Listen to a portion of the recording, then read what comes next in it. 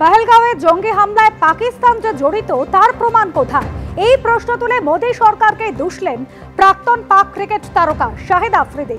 আফ্রিদিকে Joker বলে কটাক্ষ মিম প্রধান Asaduddin ওয়েসির। P4 insulated water tanks, kitchen and bath fittings, বিশুদ্ধ জল, সুস্থ জীবন, P4 आजीवन। भाई क्यों पाकिस्तान कोई सबूत ही दिखा दो यार कि पाकिस्तान ने, जैसे हमने आप लोगों को सबूत दिखाया है, एक अभी भी हमारे पास है, एक को हमने चाय पिला के वापस भी कर दिया आप लोगों के पास। हमारे मुल्क में जो हो रहा है, जो बलूचिस्तान वगैरह हो रहा है, कौन कर रहा है? हाँ, हम सबूत के साथ हम लोगों ने आपके सामने पेश की है, दुनिया के सामने पेश की है। पटाखा पड़ जाता है वहां पे पाकिस्तान। तुम लोगों की 8 लाख फौज वहां बैठी है यार कश्मीर में, और ये इंसिडेंट हो गया।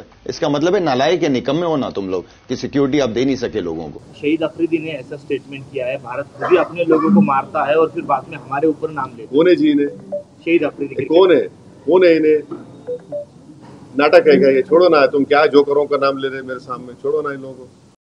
কাশ্মীরের পেহেলগাঁওতে একেবারে হিন্দু নিধন, তার 6 দিনের মাথাতেও জড়িত জঙ্গিরা অধরা। টানা তল্লাশি অভিযান চালাচ্ছে নিরাপত্তা বাহিনী। প্রায় ডজন খানেক সন্দেহভাজন জঙ্গির বাড়ি রয়েছে এই দুই জেলাতে। আর এই সন্দেহভাজন জঙ্গিদের সঙ্গে পাকিস্তানের যোগাযোগ রয়েছে বলে ভারতীয় গোয়েন্দাদের সন্দেহ। নাশকতার লিঙ্কম্যান সন্দেহের আগে 14 জন জঙ্গির তালিকা প্রকাশ করেছে গোয়েন্দা সংস্থা।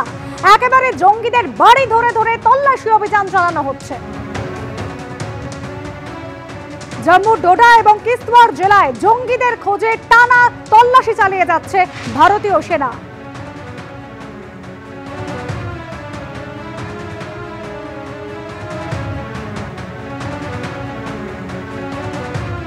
বিভিন্ন জায়গায় ইতিমধ্যেই কিন্তু তল্লাশি অভিযান চলছে এবং যেটা গোয়েন্দারা মনে করছেন যে প্রায় ডজন খানেক সন্দেহভাজন জঙ্গির বাড়ি রয়েছে এই দুই জেলায়।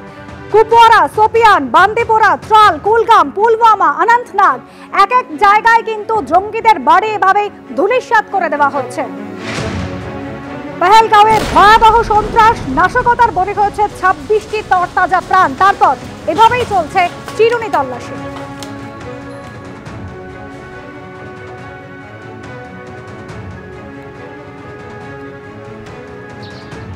আর পহেলগাঁওতে এক সপ্তাহ আগেই যেখানে পর্যটকদের ঢল নেমেছিল, ঠিক এক সপ্তাহ বাদে ছবিটা কিন্তু বদলে গিয়েছে।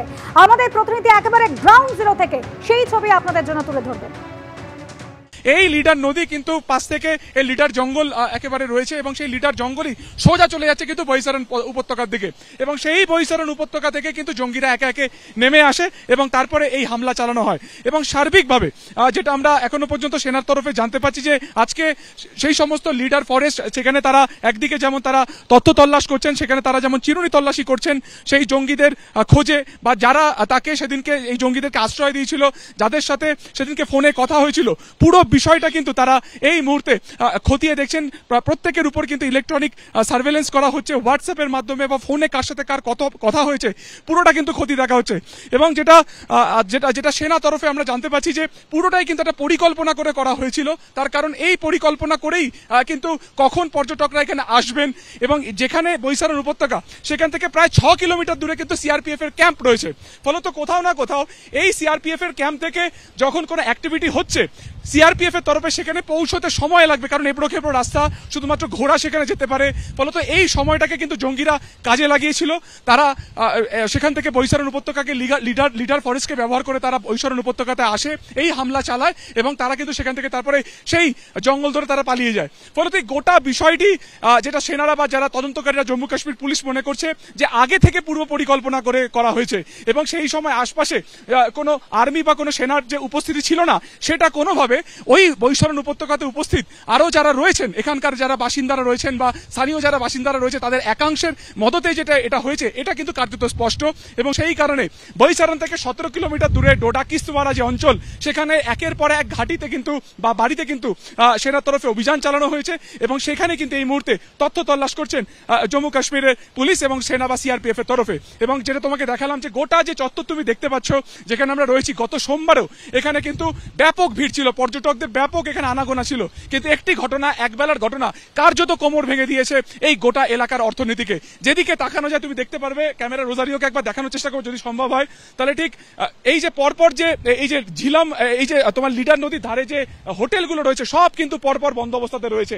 পর্যটক কেউ আসছে না এই কারণে, একটা ভয়, একটা আতঙ্ক কাজ করছে যে ফের তাদেরকে এই ধরনের সম্মুখীন না হতে হয়। তাছাড়া এখানকার সমস্ত যে টুরিস্ট পয়েন্ট রয়েছে তা কিন্তু বন্ধ করে দেওয়া হয়েছে। দিনের বেলাতে বা বিকেল বেলাতে এখানে পরিবার নিয়ে এই লিডার নদী দেখতে, এই যে ধার বরাবর যা তুমি কার্যত পর্যটক শূন্য দেখছে, এখানেই তারা এসে দাঁড়াতেন, কিন্তু একদিনের ঘটনা, এক বেলার ঘটনা বা কয়েক মুহূর্তের ঘটনা পুরোটাই কিন্তু বদলে দিয়েছে এই পেহেলগামের পুরো মানচিত্র। সেখানকার অর্থনীতির ব্যাকবোন কার্যত ভেঙে দেওয়া হয়েছে।